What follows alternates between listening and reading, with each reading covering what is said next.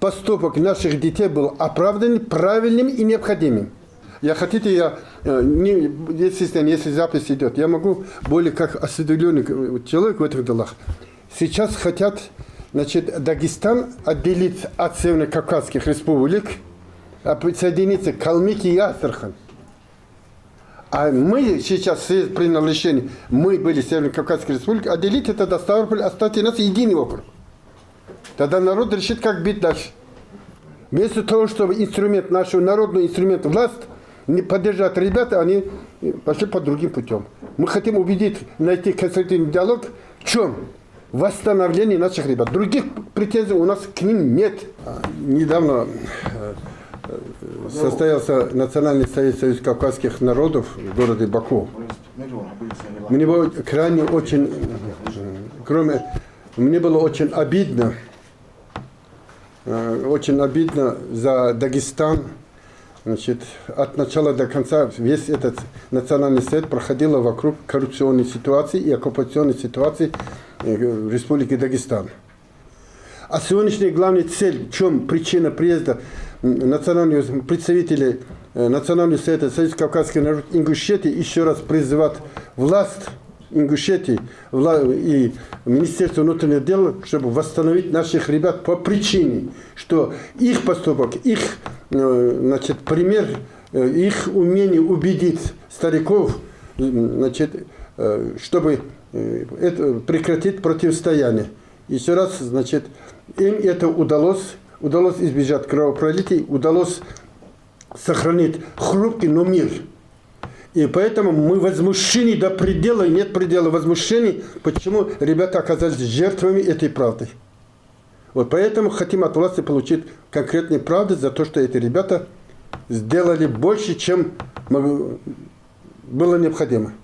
Играть сегодня важного государственного деятеля нам не нужен. Нам нужна сейчас необходимость правды и консолидированный диалог с властью о восстановлении наших ребят. Вот главная задача, цель, как председатель Национального совета Союза Кавказских народов мое. У меня обращение, здесь много вижу представителей старейшин, общественных политиков и депутатов. Каждый высказать свое мнение, свое видение. И от имени всех присутствующих обратиться во все органы страны, чтобы вернуть правду и восстановить наших ребят. Вот задача.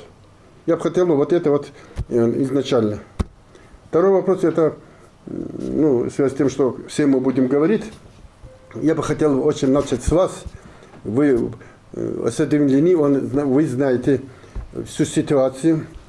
И ваше изложение, чтобы было информировать присутствующих всех, как идти, что делать. Магасским районным судом рассмотрено гражданское дело по иску уволенных сотрудников в количестве 13 человек. Всех я их перечислять не буду. Некоторые из них присутствуют здесь, в этом зале. Иск был направлен на признание незаконным приказов МВД о привлечении их к дисциплинарной ответственности и приказа об увольнении, а также о восстановлении на работе. Решением Магасского районного суда от 19 августа в исковых требованиях отказано полностью. Мы посчитали, что данное решение является незаконным, необоснованным. Нами подготовлена апелляционная жалоба, которая в установленные процессуальные сроки подана в соответствующий суд. Что можно сказать?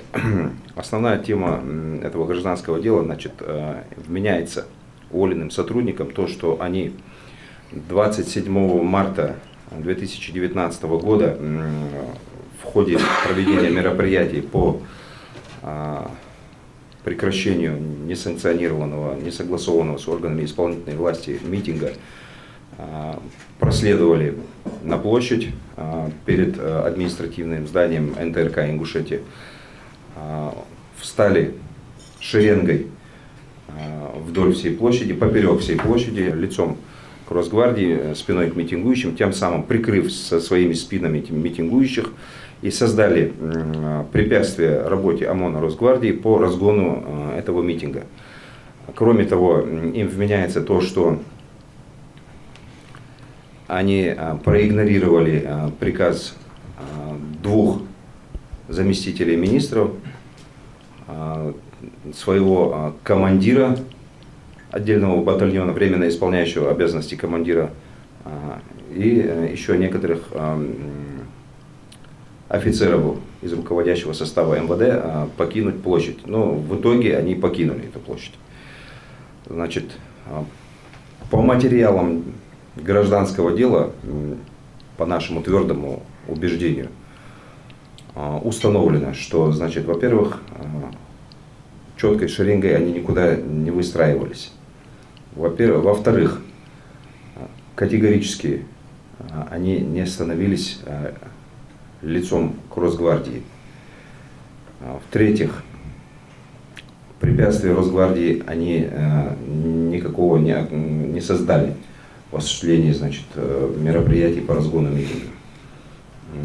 В судебном заседании была исследована видеозапись, представленная нами. По нашему ходатайству данная видеозапись приобщена к материалам дела. Кроме того, мы представили дополнение к видеозаписи, скриншоты с этой видеозаписи, где более четко было увеличенное, значит, изображение, где было более четко видно, кто где стоит. Допрошенные в судебном заседании свидетели подтвердили, что никто из руководства МВД, кроме одного человека, не приближался к сотрудникам отдельного батальона. Никакие требования в их адрес покинуть территорию площади проведения митинга не высказывал. Как я сказал, только один из полковников МВД подошел и высказал в их адрес требование покинуть данную площадь перед зданием телерадиокомпании. Это требование они выполнили сразу. Период нахождения их на указанной площади составляет, согласно видеозаписи, 2 минуты 37 или 38 секунд, не более того. Также нами установлено в суде, что боевое построение ОМОНа Росгвардии на тот момент, когда они заходили на площадь, и даже на тот момент, когда они уже выходили из нее, не закончилось. Таким образом, при таких обстоятельствах начало очередной попытки разгона митинга со стороны ОМОНа Росгвардии быть не могло. Кроме того, до момента захода указанных сотрудников на площадь перед НТРК, на ней находилось большое количество сотрудников правоохранительных органов, других подразделений МВД,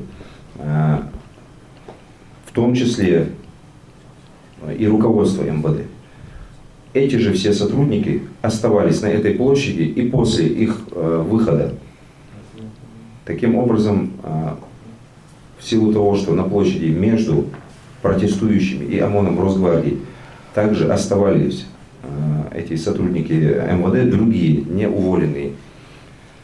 И руководство МВД, ОМОН Росгвардии не мог начать процедуру по вытеснению митингующих с этой площади. Это все было подробно изложено. Я хотел бы остановиться на некоторых моментах отдельно. Я не буду перегружать присутствующих юридическими терминами, просто там некоторые вещи я хотел бы там упомянуть. Неоднократно Верховный суд России отмечал в своих судебных актах, что для решения вопроса о законности увольнения сотрудников органов внутренних дел со службы в связи с совершением проступка, порочащего честь сотрудника органов внутренних дел, то есть вот как в частности в нашем случае по пункту 9 части 3 статьи 82 закона 342, юридически значимым обстоятельством является установление факта совершения сотрудником органов внутренних дел действий, подрывающих деловую репутацию и авторитет органов внутренних дел. В действиях наших сотрудников не усматривается, что они совершили вот такие вот поступки, порочащие честь сотрудников и подрывающие авторитет органов внутренних дел. Кроме того, Верховным судом России также неоднократно в определениях от 2018 года, 2019 года обращено внимание, что при разрешении исковых требований об оспаривании законности увольнения сотрудника из органов внутренних дел по пункту 9 части 3 статьи 82 Федерального закона вот этого 342 о службе в органах внутренних дел, именно ответчик должен представить суду доказательства, подтверждающие совершение истцом проступка, порочащего честь сотрудника органов внутренних дел. То есть, как законодателем установлено, значит, бремя доказывания по трудовым спорам возлагается на работодателя. Также я хотел бы отметить, что Верховный суд России в своих определениях указывает многократно, это не одно определение, что пункт 9 части 3 статьи 82 Федерального закона 342,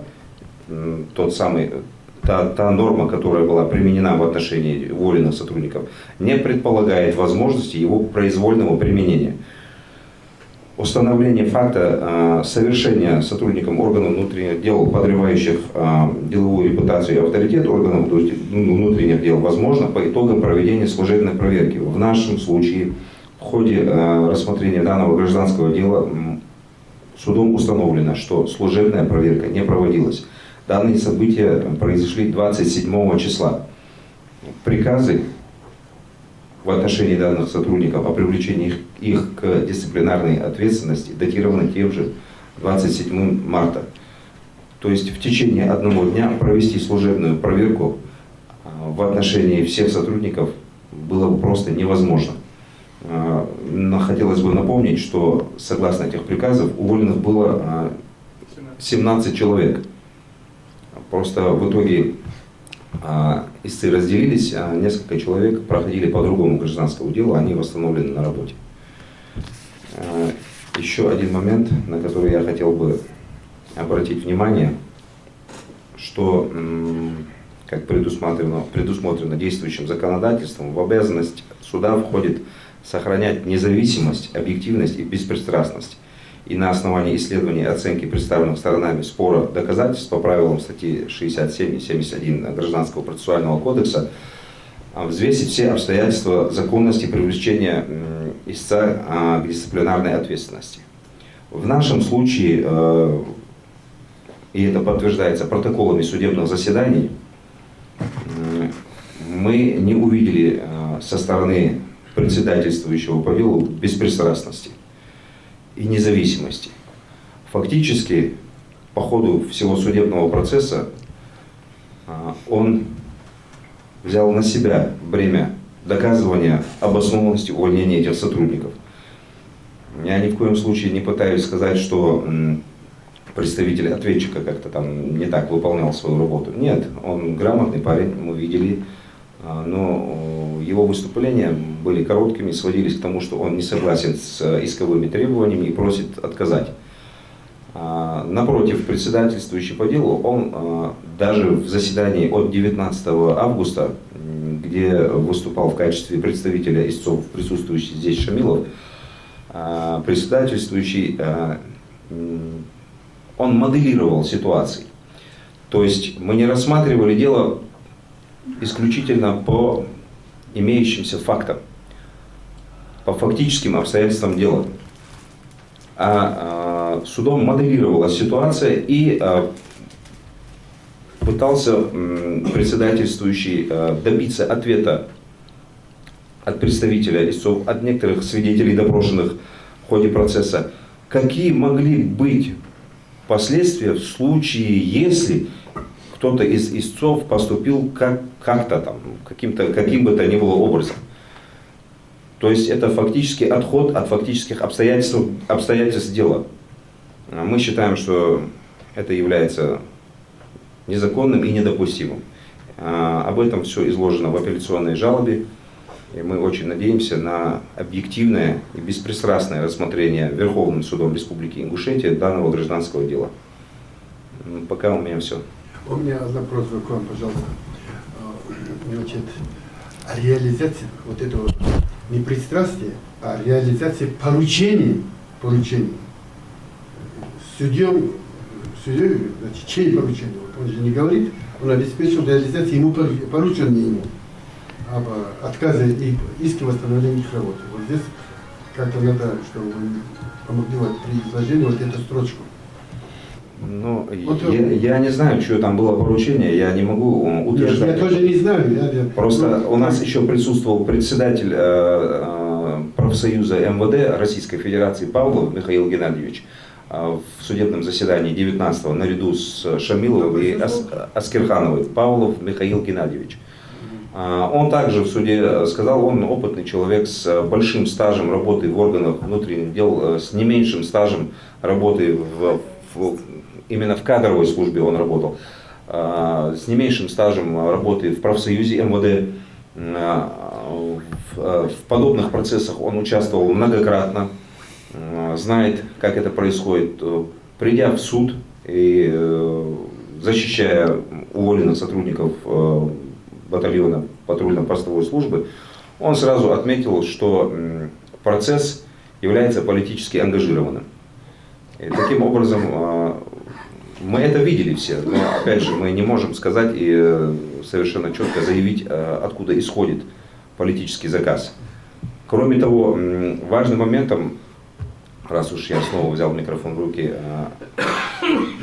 вот этот важным моментом является тот факт, что в результате именно действий сотрудников, уволенных сотрудников патрульно-постовой службы, правоохранительным органам, руководству МВД, кому еще, органам исполнительной власти, получилось добиться ожидаемого результата. То есть на что было направлены все действия МВД, Росгвардии, они были направлены на прекращение несанкционированного митинга.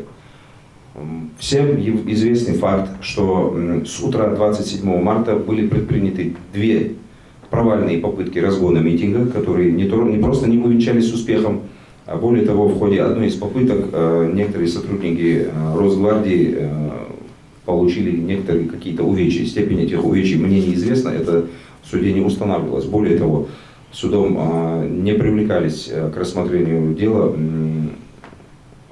представителей Росгвардии. Хотя один из ключевых моментов по делу является, что наши уволенные истцы создали препятствия Росгвардии, но этого сделано не было. Тем не менее, в ходе одной из попыток разгона митинга, это известный факт, некоторые сотрудники ОМОНа Росгвардии получили увечья, и никто не смог им оказать содействие. Именно сотрудники отдельного батальона патрульно-постовой службы, именно те уволенные сотрудники, они заблокировали разъяренную толпу и вывели с площади перед НТРК вот этих вот росгвардейцев, которые получили увечья, которые остались лежать там на площади. В судебном заседании по данному гражданскому делу, которое мы обсуждаем, этот вопрос ставился. Председательствующий по делу заявил следующее.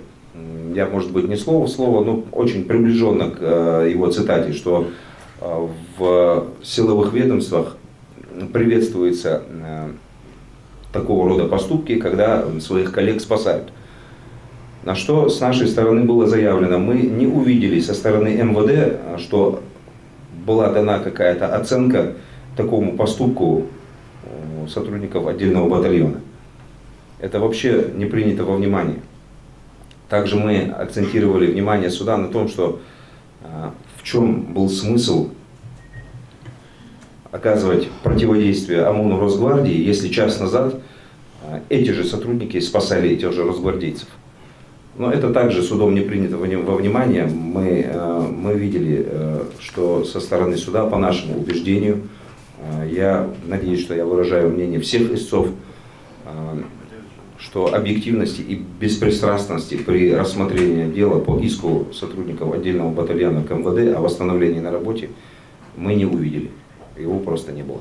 Я знаю Вячеслава Демина, значит, он один из практикующих ученых, юристов, и попадая этот материал к нему, именно решение Верховного суда и всех судов, с таким удовольствием отменит он. Я знаю его, говорю он, как ученого и как ученого, практикующего ученого, председателя Верховного суда Российской Федерации. Это для них будет проблема, для него это будет темой. Я считал бы, Министерство внутренних дел к этому отнеслись очень серьезно, потому что у Лебедя такие вещи не проходят. Это одно. И второе, я бы хотел бы, Магомед, прежде чем это начать, я обратился, не обратился, статус как председатель Национального совета при смене власти в регионах, будь это Ереван, Грузия, Тбилиси, везде, мы в сопровождении определенных лиц, связанных территориальной необходимостью, приезжаем поздравлять, пожелать успеха и победы. Я хочу пожелать новому президенту не успеху, пусть будет успех у соседей, у него хочу победы пожелать. Я обратился к нему, значит, я хочу приехать, поздравить его и обменяться о ситуации на Кавказе. соглашение было принято парламентом. Хотя депутаты процентов 75 говорили, что они голосовали против этого соглашения. По нему отдельный разговор. Я хочу сказать о ситуации 27 марта утром. Я проснулся на утренний намаз и по интернету увидел, что происходит на площади.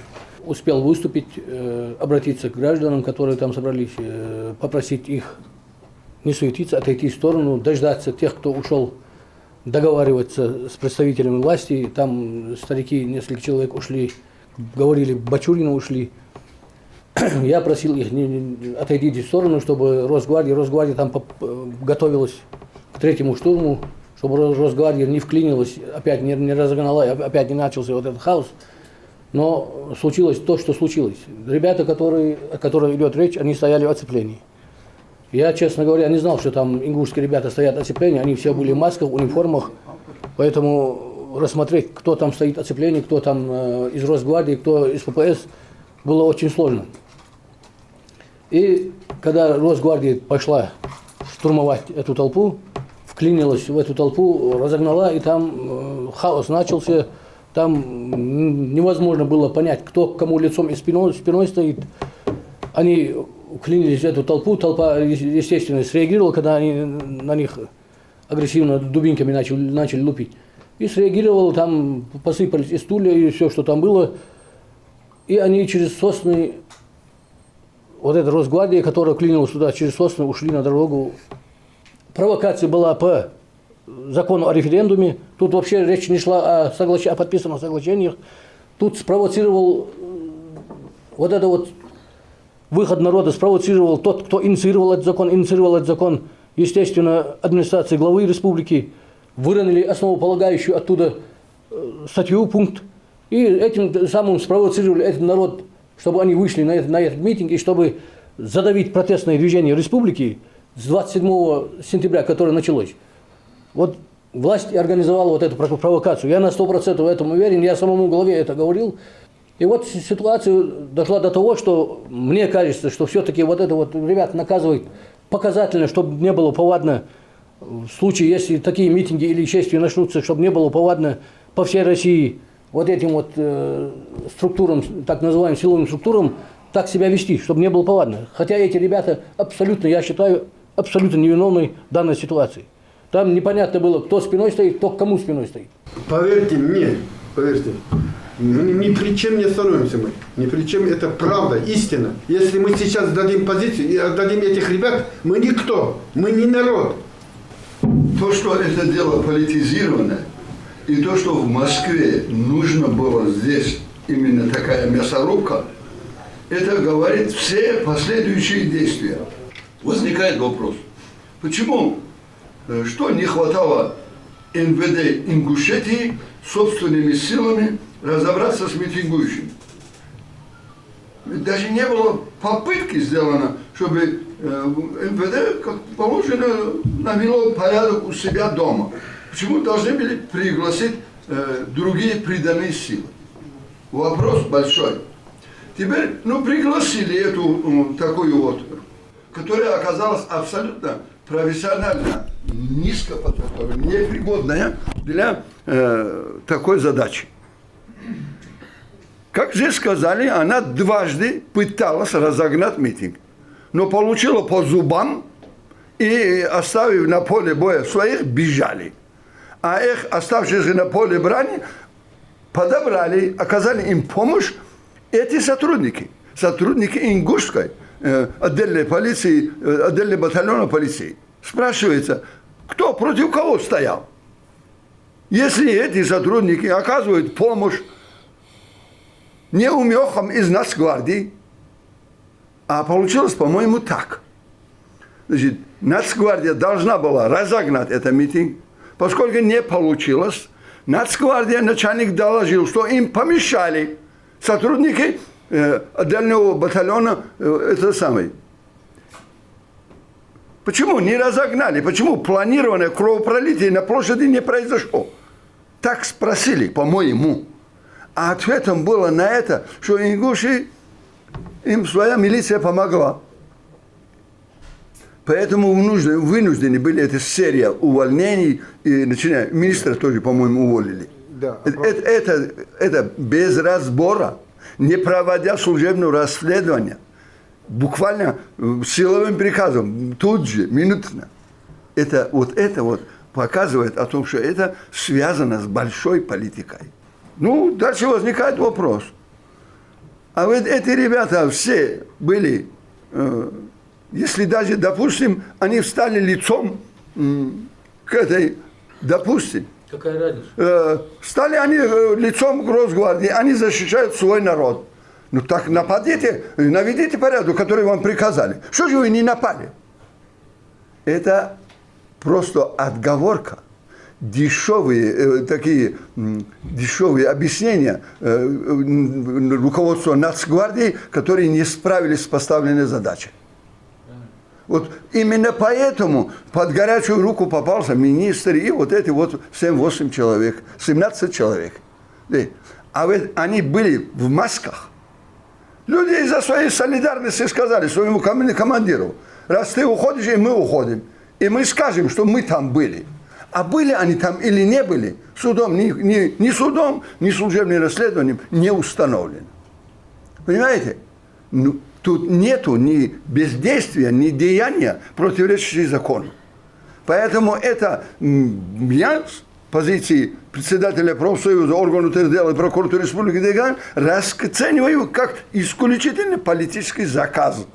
Именно поэтому судья, несмотря на свою грамотность и все прочее, вынужден был. Видно было, что да, он действительно вмешивался, он не давал, значит, состязаться в суде, и потом, чтобы принять адекватное и независимое решение. Он был далек от этого.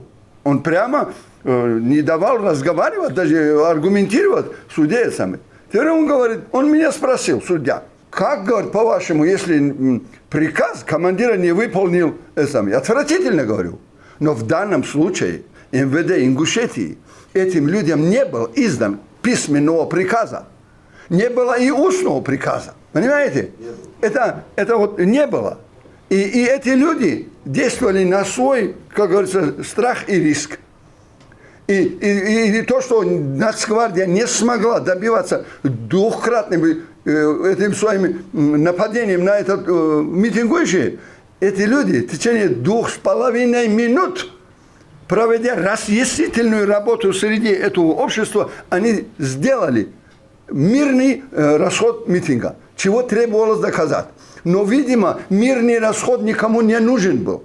А здесь, вы понимаете, в Ингушетии мы, кавказцы, и разницы нету, в Дагестане еще хуже. Мы стали какими-то мягкотелыми. У нас растворился мужество. Мы потеряли это мужество.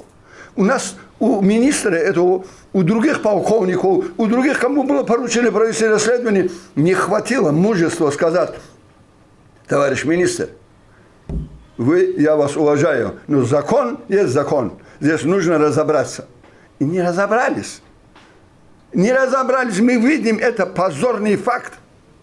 Хотя бы у одного старика пролилась бы кровь, а ведь от этой Нацгвардии, я уверен, оттуда немногие унесли бы ноги. А это дало бы повод ввести сюда другие эти войска и прочее. Вот в чем дело. Это никакое не нарушение. Эти люди настоящие герои, настоящие полицейские. И МВД России мечтает о таких сотрудниках полиции, которые могут толком разобраться, пользоваться уважением, доверием народа. Именно они пользуются доверием и уважением. И если бы они не пользовались этим доверием и уважением, они в течение 2,5 минут не справились бы с этим, чтобы ушли митингующие с площади. А ведь Нацгвардия дважды атаковали, и третий раз собиралась, и было видно, что это абсолютно безуспешно. Но 17 человек, которые в течение 2,5 минут решили задачу, так их же надо было всех наградить. Но, увы, этого не сделали.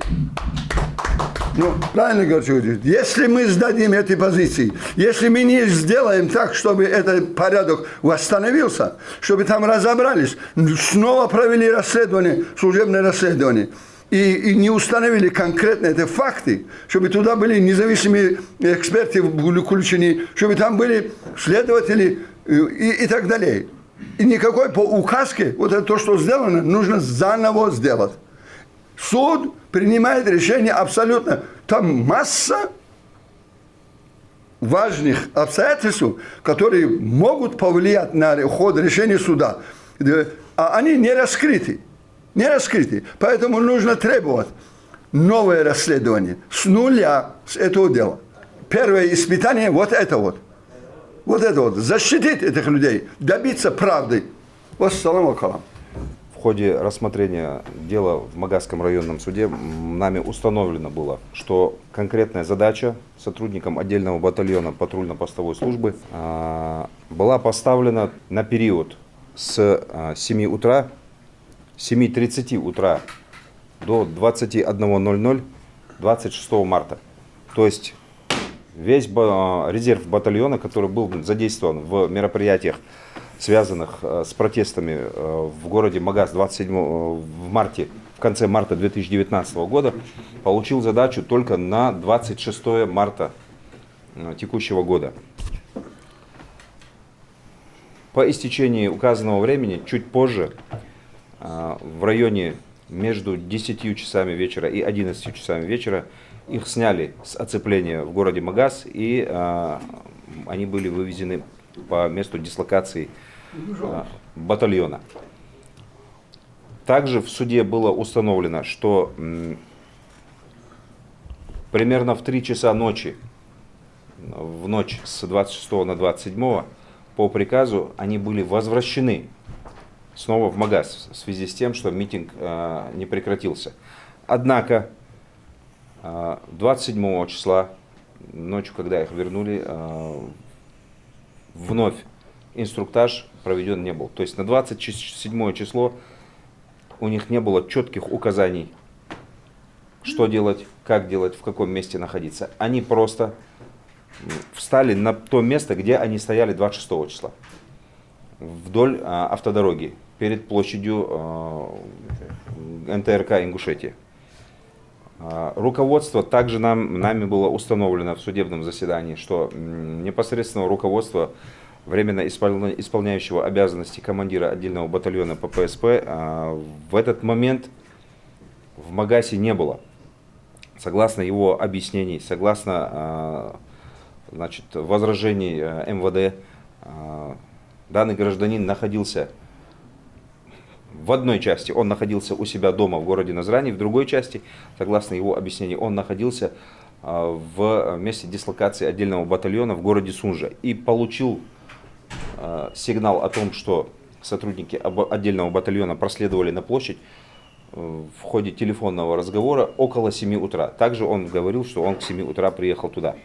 В судебном заседании он также сам лично подтвердил, что он командир отдельного батальона, не давал своим сотрудникам каким-либо указаний, требований относительно того, чтобы необходимо было покинуть площадь. Чего и требовалось? Да, в протоколе судебного заседания четко зафиксированы его показания, где на вопрос, почему вы, если он говорил, что он видел, как они там зашли, но он был на другой стороне, южной, северной. В общем, одним словом, он был на противоположной стороне, и он не подходил к ним.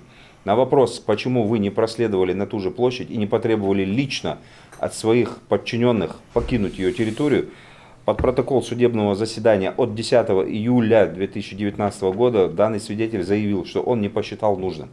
Это есть в протоколе. Кроме того, утверждение работодателя о том, что относительно утверждения работодателя о том, что данные сотрудники игнорировали приказ руководства МВД покинуть площадь перед НТРК. В судебном заседании были допрошены свидетели, 2 человека, 2 полковника, которые также под протокол судебного заседания от 25 июля текущего года и от 5 августа дали такие показания, что 2 заместителя министра, которые указаны в документах, положенных в основу увольнения, Полищук и Боротов, что они не подходили к сотрудникам отдельного батальона К ним подходил только один человек, полковник тоже, Цычоев. Его требования они выполнили. Согласно этим показаниям и того же Цычоева, и другого полковника, допрошенного Сапралиева, они не видели, что в этот момент Сапралиев видел, как Цычоев подходил к сотрудникам отдельного... Нет, Сапралиев Хорейш Магомедович.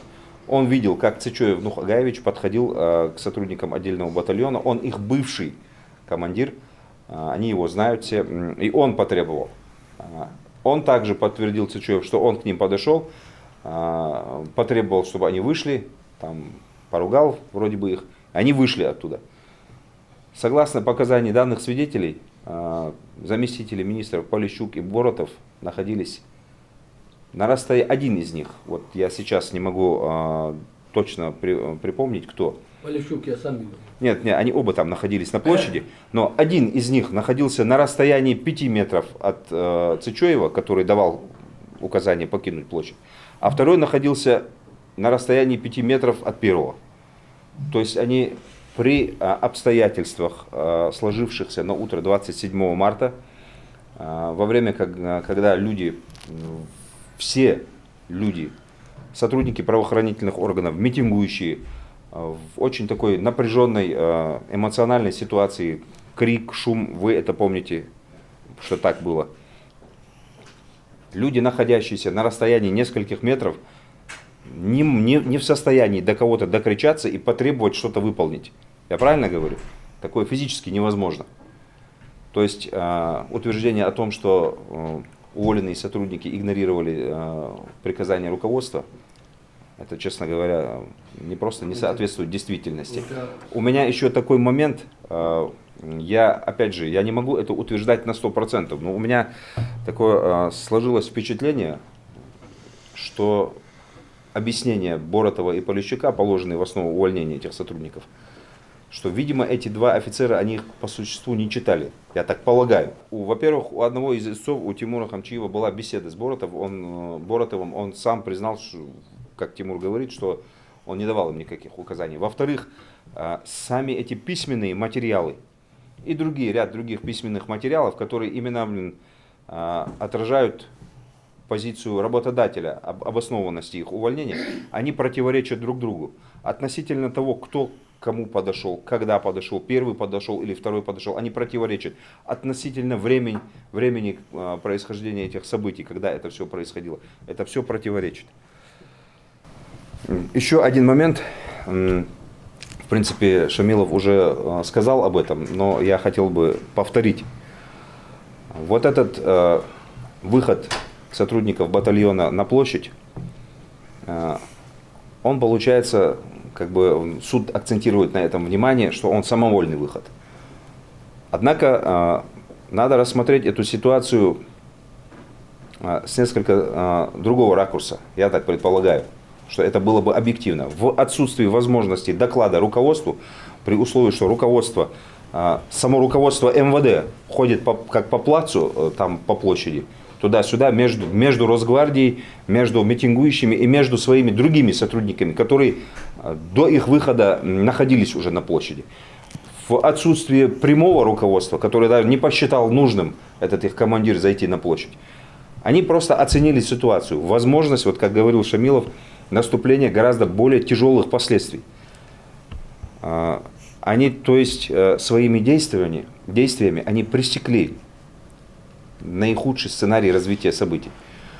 Наш председательствующий по делу Панченко, он же моделировал ситуацию, вы это помните, и вы помните, да? Он же говорил, что было бы, если было бы. Мы тоже... Должно ли расписаться приказом, куда лицом стать? Нет. Кому? Если это такое? Есть, говорят. Но, наверное, такое должно быть при проведении парада. Я отвечу на этот вопрос. Вся мировая общественность смотрела на этот митинг. А сегодня к чего они в суду принесли? Что там они принесли? Ничего. Ничего, абсолютно ничего. Поэтому есть предложение. Вот эти люди, толпа, которая была там на площади, митингующей, на самом деле, это 17 человек, их убедили, если они еще третий раз пойдут в атаку, добром это не кончится, давайте, ребята, маслахат сделаем. Они ушли. Вот эти люди сегодня должны быть у ворот Верховного суда, как болельщики, прийти туда и ждать решения суда. Они должны этим сотрудникам, пусть поддержат их хотя бы стоянием на улице. Я хотел бы ответить на выступление Шамилова. Дело в том, что в судебном процессе мы заявляли ходатайство об истребовании, значит, распорядительных документов МВД о применении видео и фотофиксации событий. Такие документы правоохранительные органы издают заблаговременно, чтобы обеспечить подготовку плана привлечения сил и средств. Значит, представитель ответчика признал, что такие документы есть, но в ответ на наше ходатайство заявил суду, что не может их представить по причине того, что данные документы являются секретными. В том заседании вы не присутствовали. Да, да, в том заседании вот, товарищ Шамилов и Аскерханова не присутствовали. Это было, вот истцы могут это подтвердить. Суд не стал... Это лишний раз подтверждает ангажированность суда. Суд не стал выяснять, является ли на самом деле... Мы не можем, мы сказали. Мы заявили ходатайство в какой части? Мы заявили ходатайство в части содействия истребования доказательств. И в случае, значит, наличия представления в суд этих доказательств, мы бы ходатайствовали, соответственно, о истребовании видеозаписей с разных ракурсов. Конечно. Да, но суд это отказал, потому что это было не нужно. Да нету там ничего. Да, нету. Боевых действий, Чернополец и отец одного из этих военнослужащих. Я присутствовал все эти заседания суда. Вот он не дал соврать там, когда пригласили вот этого полковника Сапролива, он дал показания. Ему задали вопрос. Там перед каким-то бурем составляется план расстановка сил и средств. День-два дня раньше он должен быть утвержден министром. Он сказал, что мы ожидали, говорит, что данный митинг пройдет перед Домом культуры города Назрань. Мы все силы и средства подготовили там. Было такое?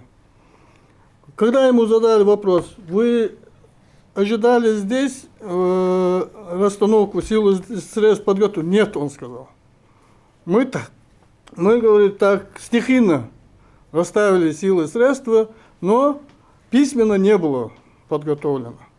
Ну, о каких тогда можно идти речь? О чем может быть речь, что кто-то там вышел, кто-то зашел, кто-то ушел? Не было препятствий Росгвардии. Какое может быть препятствие Росгвардии была дана, когда им и приказа не было наступать? Если нет приказа, как они будут наступать? Им дали 2 раза приказа, они наступили. И что было? Мы же все видели, какие там позиции были. С моей точки зрения, все это исходит из того, чтобы не потерять вот авторитет вот этой Нацгвардии, поставили щитом вот этих молодых пацанов под удар. Я прошла с таким криком, зовом души: помогите ребятам, вы это можете.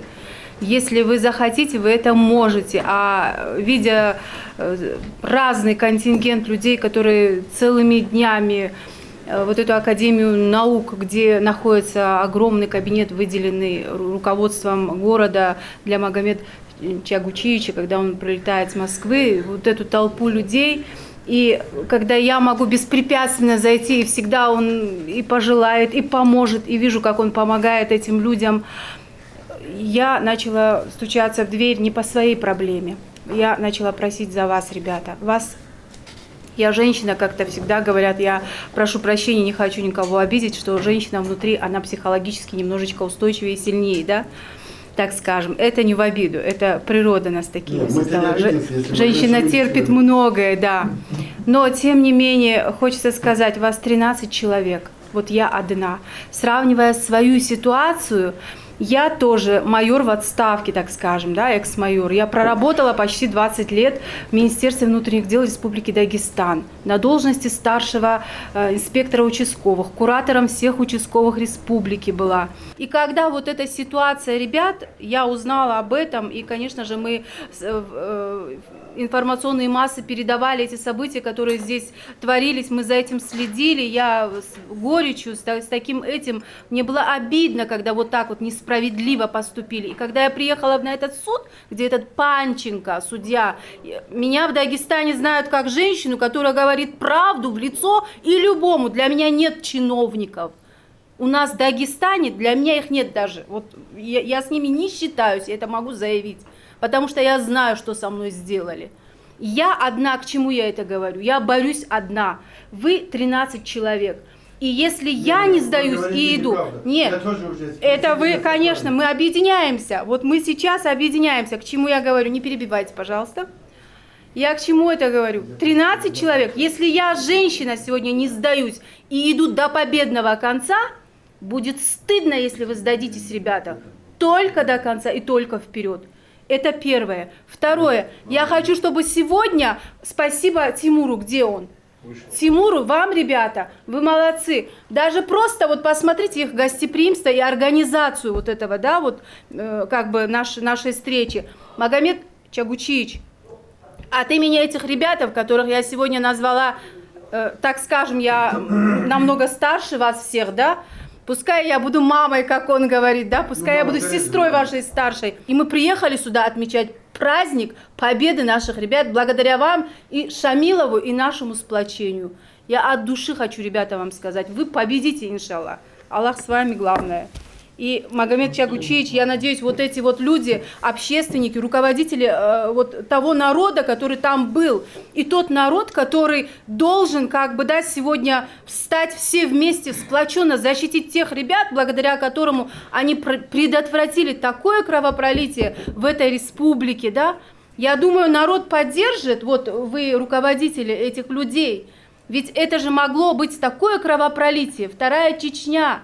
Ну, я думаю, где этот народ? Они, наверное, должны защитить их. Законы, они есть у нас сегодня, согласитесь, уважаемый представитель, вот вы юрист. Но где они? Нас не защищают эти законы. Они нас обошли стороной, так же, как меня, так же, как этих ребят. Поэтому остается единственный закон и единственный судья наш, защита наша, это народ, который вот эти ребята защитили. Магомед Чагучевич, я надеюсь, что вы все-таки, они очень ждут, ребята, этого. Я сама лично очень этого жду, что вы обратитесь к этому новому президенту Ингушетии, который, наверное, все-таки, пользуясь моментом, что он вновь заступил на эту должность, обратит на самый резонансный факт, на самый резонансный, и проявит себя как действительно руководитель и гарант Конституции и нормативно-правовых актов этой республики. Тем более этот факт, и его нужно побольше, я считаю, придать народной огласке, информационной огласке. И также ребята простояли, сегодня 3 минуты они простояли. И ничего не делая, я интересовался, я спрашивал, хотя я там не был, спрашивал, я говорю, как, что? Никакой команды не было. Мы командира не видели. Вот они готовы поклясться хоть на что. Не видели команды, мы простояли и все. Вот, это большому сожалению. И спасибо всем присутствующим за то, что вы столь жадно, яростно защищаете интересы и права.